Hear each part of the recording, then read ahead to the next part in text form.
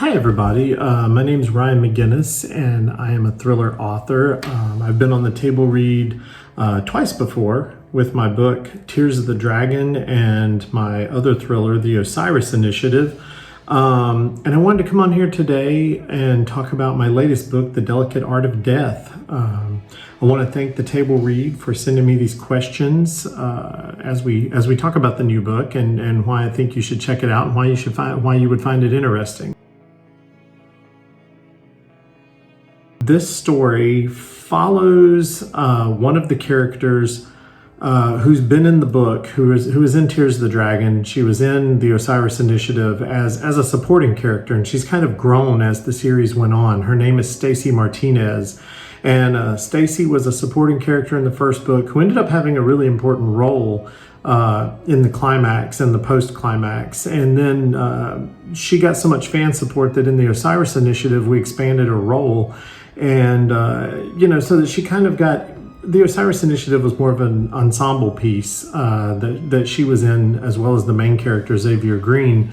And so this story is sort of a continuation of her path and of what's going on with her. And we kind of step outside of the main storyline that we've been working on with Tears of the Dragon and the Osiris Initiative. And we kind of step outside of that and just work on telling a Stacy story. This is very much a personal story with her. It's much smaller than the globetrotting adventures we've had in the last couple books, and I think it might be my favorite one because we get to know Stacy and we get to know her family. Well, I think I accidentally covered that in the previous question, but Stacy Martinez is a strong female character. She was an FBI agent who was really good at her job, and through no fault of her own, ended up losing that career. And now she's kind of on the run and kind of living in this shadow world that she never knew existed, and just trying to make the best of it. I mean, I think like all of us nowadays, she's just trying to survive and do her thing. So that's kind of where she came from. A lot of stuff.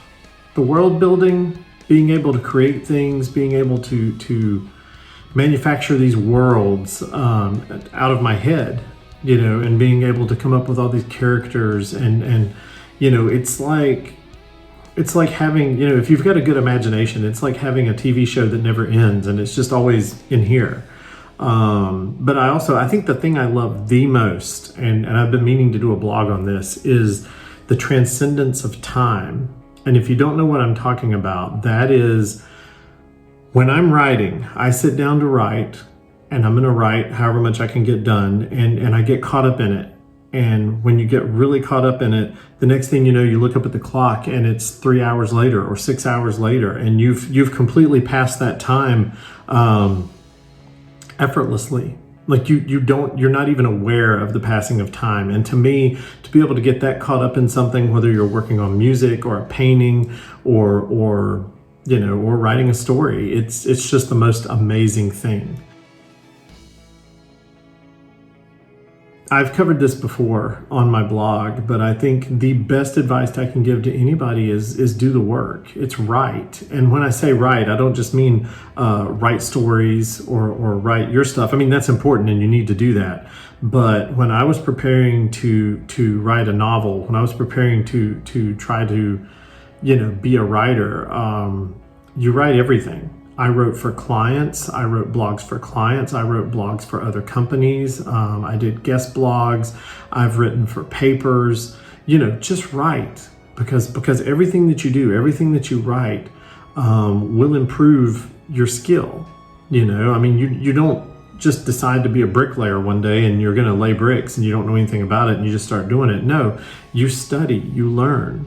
And being a writer is a lot like that. I mean, you need to study your craft. You need to learn your craft. You need to learn, how to market yourself, because that's a very important part of it, especially if you're going to be a self-published author. Then you need to, you need to learn to do what you need to do to write, but you also need to learn what to do to get people to read what you're writing. Well, you can buy The Delicate Art of Death on Kindle, on Amazon.com, on your Kindle.